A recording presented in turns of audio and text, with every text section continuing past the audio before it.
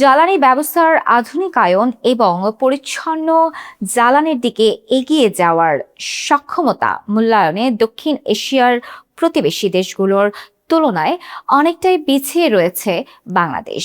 বিশ্বের ১২০টি দেশের মধ্যে বাংলাদেশের অবস্থান এবার ৯৯তম।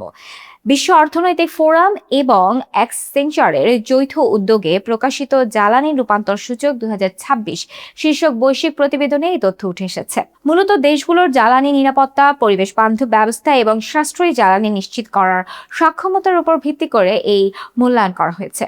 প্রতিবেদনের তথ্য অনুযায়ী দক্ষিণ এশিয়ার দেশগুলোর মধ্যে পরিচ্ছন্ন জ্বালানিতে রূপান্তরের ক্ষেত্রে সবচেয়ে ভালো অবস্থানে রয়েছে শ্রীলঙ্কা।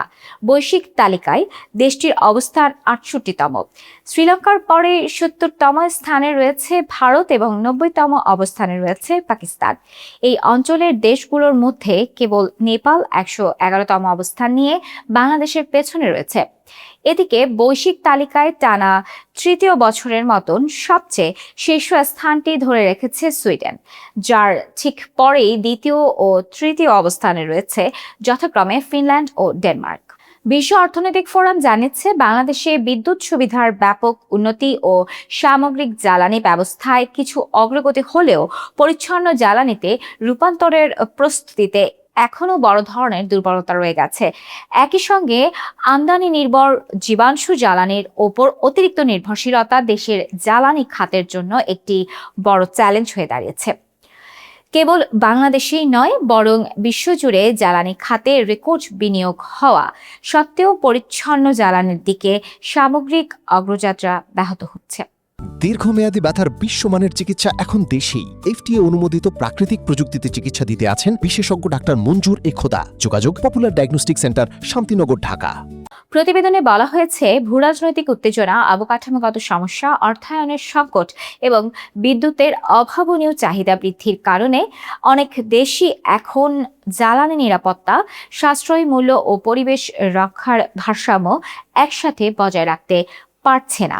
এমনকি গত এক দশকের মধ্যে এবারই প্রথম বিশ্বজুড়ে জ্বালানি পরিবর্তনের প্রয়োজনীয় প্রস্তুতি ও সক্ষমতায় বড় ধস নেমেছে, যার মধ্যে অর্থায়ন ও নতুন প্রযুক্তি বিনিয়োগের ক্ষেত্রে সবচেয়ে বেশি পতন লক্ষ্য করা গেছে।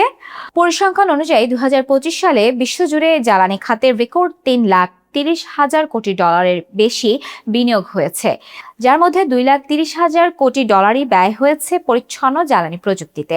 তবে উদ্বেগের বিষয় হচ্ছে, বৈশ্বিক পরিচ্ছন্ন জ্বালানি বিনিয়োগের প্রায় ৭৫% মাত্র কয়েকটি উন্নত দেশের মধ্যে সীমাবদ্ধ রয়েছে। ফলে যেসব উদীয়মান অর্থনীতিতে ভবিষ্যৎ বিদ্যুতের চাহিদা সবচেয়ে বেশি বাড়বে, তারা এখনও প্রয়োজনীয় অর্থায়ন ও অবকাঠামোগত সুবিধা পাচ্ছে না। বিশেষজ্ঞরা বলছেন, এই পরিস্থিতি উত্তরণে বাংলাদেশকে আমদানি নির্ভর জ্বালানি কমিয়ে অবিলম্বে নবায়নযোগ্য জ্বালানি, দেশীয় প্রযুক্তির উন্নয়ন ও দীর্ঘমেয়াদী কৌশলগত পরিকল্পনায় আরও বেশি জোর দিতে হবে।